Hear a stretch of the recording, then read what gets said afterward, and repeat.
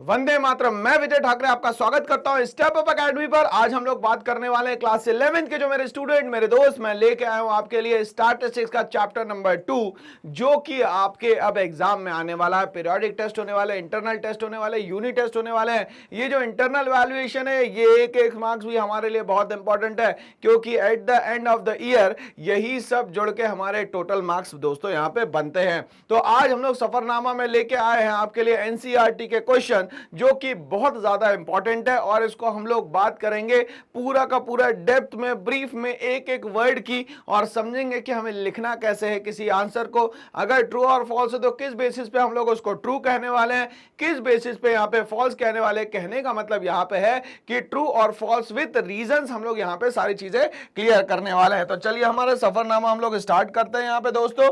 तो हमारा जो आज टॉपिक है सफरनामा का वो है एनसीईआरटी के क्वेश्चंस। चलिए, तो हमें क्या पता है कि एनसीईआरटी के जो क्वेश्चन होते हैं, जिसको हम लोग बाइबल मानते हैं, किसी भी पर्टिकुलर क्लास की बाइबल जो है वो एनसीईआरटी है। इसके पढ़े बिना काम यहाँ पे नहीं चल सकता। बाइबल बोल लो, कुरान बोल लो, गुरुपुरब बोलो, या कोई भी होली बुक बोल लो, तो एनसीईआरटी के बिना यहाँ पे काम नहीं चल सकता।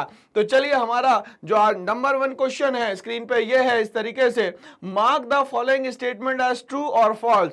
अब ये बता दीजिए कि ये स्टेटमेंट जो है ट्रू है या फॉल्स है। बट मैं ट्रू और फॉल्स पे यहां पे स्टॉप नहीं लगाऊंगा, मेरे को लगाना पड़ेगा स्टॉप वहां जब मैं डिस्क्रिप्शन दे पाऊं इस चीज का, मतलब कि 100% बता पाऊं कि ये ट्रू विद रीजन क्या है, फॉल्स विद रीजन क्या है, तब जाके मेरा आंसर ये पूरा होगा, तब जाके आपको फुल ऑन फुल मार्क्स दोस्तों यहां पे मिलने वाले हैं। तो यहां 3 क्वेश्चन है, फिर हम लोग क्या करने वाले हैं, इसके आंसर्स को डिस्कस करने वाले हैं। Statistics can only deal with quantitative data. Statistics क्या सिर्फ और सिर्फ क्वांटिटेटिव डेटा से डील करता है? ऐसा जरूरी नहीं है। तो पहले का आंसर क्या होगा? फॉल्स होगा भाई। दूसरे का आंसर क्या होना चाहिए भाई? Statistics solve economic problem. Statistics इसीलिए बनाया गया है ताकि कुछ इकोनॉमिक प्रॉब्लम्स को स्टैटिस्टिक्स सॉल्व कर सके। ये बिल्कुल सही बात है, बट यहां पे सारी प्रॉब्लम्स की बात नहीं हो रही है, कुछ प्रॉब्लम्स की बात हो रही है कि कुछ प्रॉब्लम्स को स्टैटिस्टिक्स जो है दोस्तों सॉल्व कर सकता है। हम लोग बात करते हैं नेक्स्ट क्वेश्चन की, statistics is of no use to economics without data. Statistics जो है वो कुछ भी काम का नहीं बचेगा इकोनॉमिक्स के लिए अगर उसमें मीनिंगफुल इंफॉर्मेशन नहीं है, मतलब कि डेटा नहीं है। ये बिल्कुल सही बात है। अगर आपको कोई भी काम करना है तो उसके लिए आपको रॉ मटेरियल चाहिए, उसके लिए आपको कोई ना कोई डेटा चाहिए।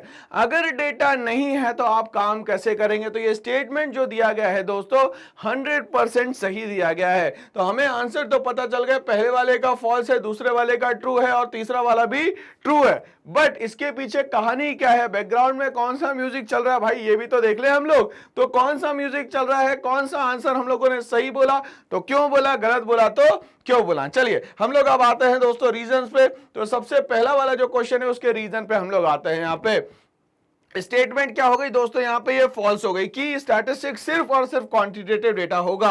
Statistics can deal with both quantitative data as well as the qualitative data.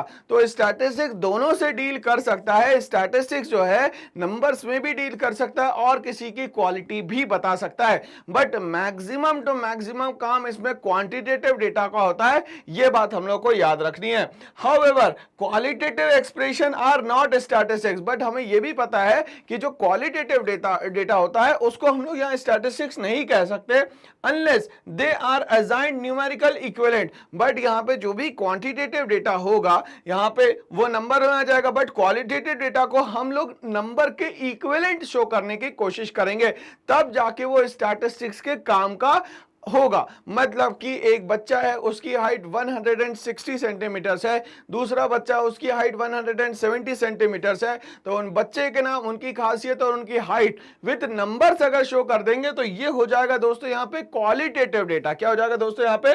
Qualitative data. चलिए आगे बात करते हैं। Once they can be rank according to quality of their attributes. अब क्या किया जाए, उनको रैंक दी जाए विद एट्रीब्यूट्स, मतलब उनकी जो खासियत है, उनके जो कैरेक्टरिस्टिक्स है, उनके जो जो फीचर्स है उन सब के अकॉर्डिंग क्या किया जाए, इसको शो किया जाए। Then such rank may be use as numerical measurement. अब वो क्वालिटेटिव डेटा जो है वो न्यूमेरिकल टर्म में आ गया है, मतलब कि ये मेजरमेंट में आ गया है क्वांटिटेटिव के। था क्या ये क्वालिटेटिव, हो क्या गया दोस्तों ये quantitative for purpose of statistical analysis. तो हम लोग यहां पे प्रूफ कर सकते हैं कि पूरी तरीके से स्टैटिस्टिक्स सिर्फ क्वांटिटेटिव नहीं हो सकता, क्वालिटेटिव को भी क्वांटिटेटिव फॉर्म में शो करके स्टैटिस्टिक्स में यूज किया जा सकता है। तो यहां पे हमारा जो स्टेटमेंट है बिल्कुल सही हो गया भाई, और हम लोगों ने जो आंसर लिखा था उसको यहां दोस्तों प्रूफ भी करके दे दिया। चलिए नेक्स्ट हम लोगों ने आंसर लिखा था इसका ट्रू।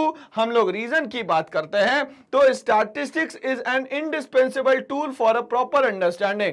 अब स्टैटिस्टिक्स को अगर समझना है तो उसके लिए प्रॉपर नॉलेज होना जरूरी है, स्किल होना जरूरी है, थोड़ी बहुत पढ़ाई करना यहाँ पे जरूरी है। और वेरियस इकोनॉमिक प्रॉब्लम, अब हमें पता है कि स्टैटिस्टिक्स टूल की तरह काम करेगा बहुत सारी इकोनॉमिक प्रॉब्लम्स के लिए। अब ये बहुत सारी जो इकोनॉमिक प्रॉब्लम्स है वो क्या है भाई, तो हमारी central problem of an economy जो कि यूनिवर्सल प्रॉब्लम है वो ये है what to produce and in what quantity.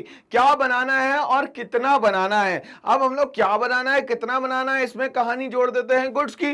तो गुड्स जो है या तो कैपिटल गुड्स बनाओ या तो कंज्यूमर गुड्स बनाओ। अगर कैपिटल गुड्स ज्यादा बनाओगे तो कंज्यूमर गुड्स को कम करना पड़ेगा। कैपिटल गुड्स का मतलब स्विंग मशीन एग्जांपल में लेते हैं, ऐसी कोई चीज जो किसी चीज के प्रोडक्शन में हेल्प करती है उसको बोलते हैं हम लोग यहाँ पे कैपिटल गुड्स। कंज्यूमर गुड्स वो जिसको इनटेक करके ह्यूमन बीइंग अपनी नीड्स को सेटिस्फाई कर सकता है उसको बोलते हैं दोस्तों यहाँ पे हम लोग कंज्यूमर गुड्स। तो यहाँ पे जो इकोनॉमिक प्रॉब्लम है पहली what to produce and in what quantity, तो ये बेस होती है गुड्स पे, जिसमें या तो हम लोग कंज्यूमर गुड्स को बनाएंगे या तो कैपिटल गुड्स को बनाएंगे। दूसरी बड़ी बात कि भाई दूसरी प्रॉब्लम क्या है, हाउ टू प्रोड्यूस, कैसे बनाना है। तो कैसे बनाने के लिए हमारे पास दो तरीके होते हैं, पहला या तो लेबर इंटेंसिव टेक्निक जहां पैसा कम हो लेबर ज्यादा हो, दूसरा कैपिटल इंटेंसिव टेक्निक जहां पे पैसा ज्यादा हो लेबर दोस्तों यहां पे कम हो। तो यहां पे हम लोग हाउ टू प्रोड्यूस यूज करते हैं, मगर इन दोनों में भी क्लैशेस है। क्या करें, लेबर इंटेंसिव टेक्निक यूज करें या कैपिटल इंटेंसिव टेक्निक यूज करें। थर्ड जो आता है वो आता है फॉर हुम टू प्रोड्यूस, किसके लिए बनाना है। तो इसको हम लोग इनकम के बेसिस पे डिस्ट्रीब्यूट करते हैं, या तो इसका पर्सनल डिस्ट्रीब्यूशन होगा या तो इसका फंक्शनल डिस्ट्रीब्यूशन होगा। पर्सनल डिस्ट्रीब्यूशन हुआ तो सोसाइटी को दो पार्ट में डिवाइड किया, रिच और पुअर, या तो नैनो बना लो या तो ऑडी बना लो। फिर हम लोग जब फंक्शनल डिस्ट्रीब्यूशन पे आते हैं तो ये लोग हमारी पूरी सिस्टम के लिए बहुत जरूरी होते हैं, क्योंकि ये लोग प्रोडक्शन में हेल्प करते हैं। इनको जो पेमेंट मिलने वाली है उसको कहा जाता है फैक्टर पेमेंट। जैसे जिस भी बंदे ने अपनी लैंड दी है तो उसको यहाँ पे इसके बदले में मिलेगा रेंट। लेबर जो है वो लेबर को मिलने वाला यहाँ पे वेजेस। जो बंदा अपनी कैपिटल इन्वेस्ट करेगा उसको मिलेगा यहाँ पे इंटरेस्ट, और जो बंदा एंटरप्राइज ओपन करके बैठा है या एंटरप्रेन्योर है उसको मिलेगा दोस्तों यहाँ पे प्रॉफिट। तो स्टैटिस्टिक्स जो है कहीं ना कहीं इकोनॉमिक प्रॉब्लम का बहुत सारा सॉल्यूशन निकाल के लाके देती है आपको। Every branch of economics take support from statistics. अब इकोनॉमिक्स तो पूरा थ्योरी टॉपिक है, पूरा का पूरा थ्योरेटिकल है, बट इसमें ग्राफ्स की जरूरत पड़ती है, पाई चार्ट की जरूरत पड़ती है। तो ये सब कौन देता है भाई, स्टैटिस्टिक्स। तो यहां पे हम लोग कह सकते हैं कि स्टैटिस्टिक्स जो है वो बैकबोन है कहीं ना कहीं इकोनॉमिक्स की, in order to prove various economic theories in it. ठीक है ना, तो बहुत सारे थ्योरीज में भी ये क्या करती है भाई दोस्तों, काम करती है। चलिए आगे बढ़ते हैं हम यहाँ पे। नेक्स्ट भी आंसर जो है हमारा ट्रू था। क्यों था भाई, at every stage of economic planning, her stage economic planning की हम लोग जब बात करते हैं तो इकोनॉमिक प्लानिंग का सीधा सीधा मतलब होता है, यहां पे इंडिया में देखा जाए तो 5 ईयर प्लान को हम लोग इकोनॉमिक प्लानिंग से कनेक्ट कर सकते हैं दोस्तों। There is a need for figures and statistical method. क्या हमें जरूरत है यहां पे किसकी भैया, फिगर्स की भी और स्टैटिस्टिकल मेथड की भी। मतलब नंबर्स भी चाहिए हमें, डायग्राम्स भी चाहिए और कुछ मेथड्स भी चाहिए। मेथड्स में हम लोग ये बोल सकते हैं कि ये सिंगुलर सेंस की तरह काम करेगा भाई यहाँ पे। दूसरा यहाँ पे mean, median, mode, dispersion, correlation, index number, regression, ये सारी चीजें यहाँ पे यूज की जा सकती है। So statistics is of no use of economics without data. But statistics जब किसी काम का नहीं बचता, जब यहाँ पे एक प्रॉब्लम आ जाती है, आपके पास मीनिंगफुल डेटा नहीं होता। डेटा नहीं होने के कारण आप इस स्टैटिस्टिक को कहीं पे भी इस्तेमाल नहीं कर सकते हैं। तो इस तरीके से हम लोगों ने तीनों आंसर्स के क्या बताए भाई रीजंस की ये आंसर ट्रू है तो क्यों है, फॉल्स है तो क्यों है। अब हमें टीचर जो है फुल ऑन फुल मार्क्स दे सकती है। चलिए आगे हम लोग बात करते हैं यहाँ पे एक नेक्स्ट क्वेश्चन की। The government and policy makers use statistical data. जो गवर्नमेंट है और जो पॉलिसी मेकर है, मतलब प्लानिंग कमीशन में जो लोग बैठे हैं, जो नीति आयोग में लोग बैठे हुए हैं, statistical data to formulate suitable policies. क्या करेंगे वो, सुटेबल पॉलिसीज को क्या करेंगे, इंप्लीमेंट करेंगे of economic development. Illustrate with two examples. अब वो बोल रहे हैं कि स्टैटिस्टिक्स के थ्रू हम लोग सुटेबल डेटा देने वाले हैं आपको, और इसके लिए आपको दो एग्जांपल्स भी बताने हैं, क्योंकि हम लोग मार्क्स देंगे आपको तो लिखना जरूरी है दोस्तों। चलिए हम लोग समझते हैं। The government and the policy makers require greater information in the form of numerical figure. Government को और पॉलिसी मेकर्स को बहुत बड़े तौर पे यहाँ पे नंबर्स मिलते हैं, जिसको हम लोग न्यूमेरिकल फिगर्स बोल रहे हैं। इसमें हम लोग पॉपुलेशन की बात करें, अनएम्प्लॉयमेंट की बात करें, पॉवर्टी की बात करें, लिटरेसी रेट की बात करें, जेंडर रेशियो की बात करें, कास्ट की बात करें, ये सब इन लोगों को न्यूमेरिकल डेटा में या न्यूमेरिकल फिगर्स में मिलता है। To fulfil the welfare objective. ये डेटा क्यों दिया जाता है, ताकि ये लोगों के लिए बहुत अच्छे से अच्छा कर पाए, क्योंकि हम लोग भी सोशलिस्ट इकोनॉमी पे बहुत ज्यादा फोकस करते हैं और ये हमारा वेलफेयर ऑब्जेक्टिव भी कंप्लीट करता है।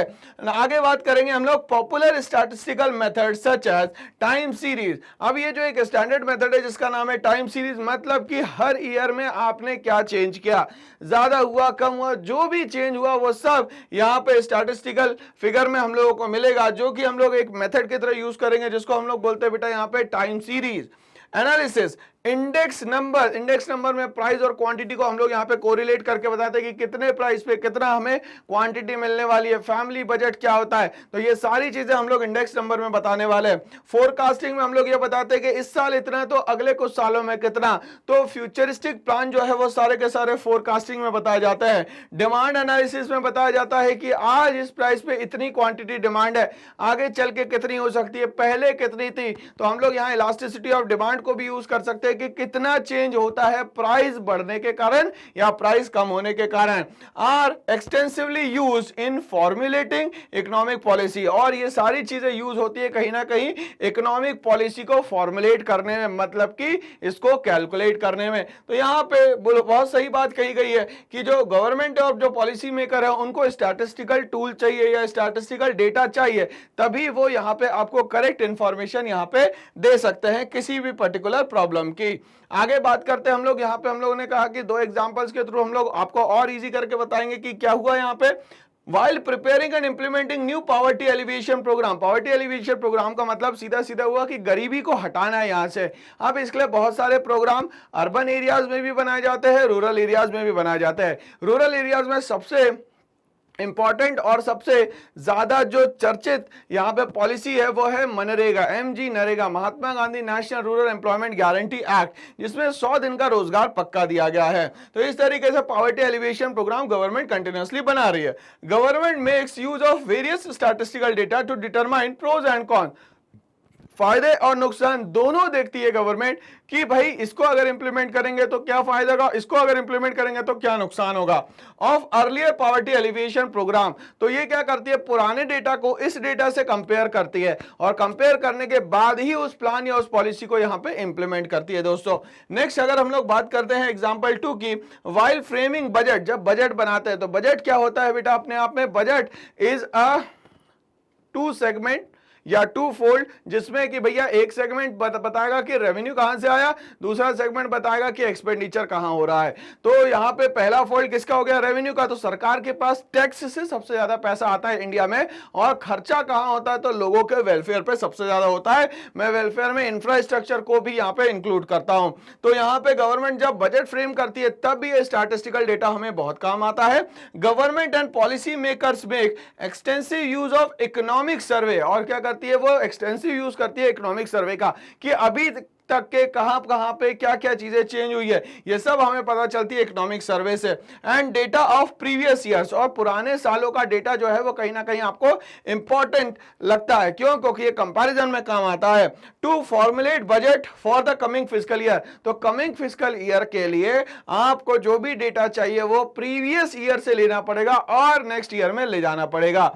सो it can be concluded that it is impossible to think about functioning of modern government in the absence of statistics, अगर गवर्नमेंट को अच्छा करना है, गवर्नमेंट की स्ट्रैटेजी अच्छी करनी है, प्लान्स पॉलिसीज अच्छी करनी है, मॉडर्न गवर्नमेंट बनानी है, गवर्नमेंट विथ 100% गवर्नेंस बनानी है, न्यू इंडिया बनाना है, तो इन सब के लिए हमें स्टैटिस्टिकल डेटा का यूज करना पड़ेगा। बिना स्टैटिस्टिकल डेटा के ना तो कोई प्लान बना पाओगे ना तो कोई पॉलिसी बना पाओगे। ठीक है, चलिए नेक्स्ट क्वेश्चन पे हम लोग आते हैं। Statistical method are no substitute for common sense. Comment, अब ये बोल रहा है कि जो स्टैटिस्टिकल मेथड है वो कहीं से भी किसी भी तरीके से कोई सब्स्टिट्यूट नहीं है कॉमन सेंस का। Common sense is not common for everyone. भाई आप बाकी सारे सेंस सभी के पास है, बट कॉमन सेंस किसी शॉप पे नहीं मिलता, किसी जगह पे खरीद नहीं सकते, ना तो इसको कहीं से डाउनलोड किया जा सकता है, बट कॉमन सेंस को कंटिन्यूअसली काम कर करके क्रिएट किया जा सकता है।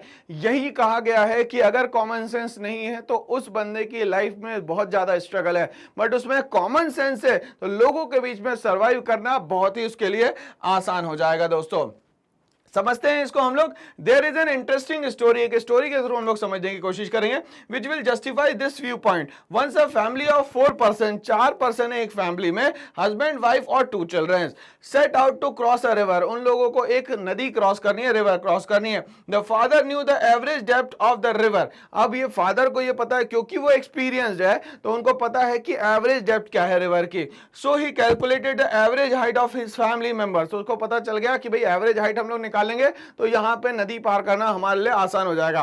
Since the average height of his family members was greater than the average depth of the river, उसने ये कैलकुलेट कर लिया कि एवरेज हाइट जो फैमिली की है वो ज्यादा है और जो रिवर की डेप्थ है, एवरेज डेप्थ जो है वो क्या है यहां पे दोस्तों कम है। ही thought that they could cross safely. उसको पता चल चुका है कि अगर एवरेज हाइट मेरी है तो यहां पे मैं निकाल चले जाऊंगा किसी फैमिली को, पूरी फैमिली को यहां निकाल चले जाऊंगा। Consequently some members of the family children drowned while crossing the river. अब यहां पे भाई उसने मेथड तो लगाया बहुत शानदार, बट हुआ क्या कि उसकी फैमिली के कुछ मेंबर जो है वो क्या हो जाते हैं, इसमें डूब जाते हैं, क्योंकि भाई रिवर का एवरेज हाइट से कोई लेना देना नहीं है देखा जाए तो। ठीक है ना। In the given case the fault is not with the statistical. भाई स्टैटिस्टिकल मेथड में कोई फॉल्ट नहीं था, बिल्कुल एवरेज सही निकाला, मगर आपको पता है रिवर्स अप्स एंड डाउन्स में फ्लो होती है। कैलकुलेटिंग एवरेज मतलब उसका स्टैटिस्टिकल डेटा बिल्कुल सही था, but with the misuse of average. मगर क्या करा उसने, जो डेटा था उसको गलत जगह लगा लिया, ग्राउंड लेवल पे उसको लगाता, नोटबुक्स में लगाता, फॉर्मूला लगाता किसी चीज के सोल्यूशन के लिए तो ठीक था, आप रिवर में लगा रहे हो भाई। ठीक है, अब ध्यान से सुनिए। The statistics has been misused by the father as he has drawn wrong conclusion. अब उसने क्या निकाल लिया, रॉन्ग कंक्लूजन निकाल लिया। भाई उसने बाहर स्टैटिस्टिक्स तो आती है तो रिवर भी पार कर लेंगे, इस बेसिस पे ऐसा नहीं होता। So it is rightly said statistical method are no substitute for common sense. So जो स्टैटिस्टिकल मेथड है या स्टैटिस्टिकल डेटा है वो कभी भी कॉमन सेंस का सब्स्टिट्यूट नहीं है। तो common sense is not common for everyone. तो हमें ये पता चल चुका है भाई कि एनसीईआरटी के क्वेश्चन भी बहुत इंपॉर्टेंट है और इसी से हमें एग्जाम में क्वेश्चन भी आएंगे और मार्क्स भी मिलने वाले हैं। ऐसी और वीडियोस के बने रहिए मेरे साथ। करना एक छोटा सा काम, इस चैनल को लाइक शेयर सब्सक्राइब करना ना भूले। Thanks for watching all.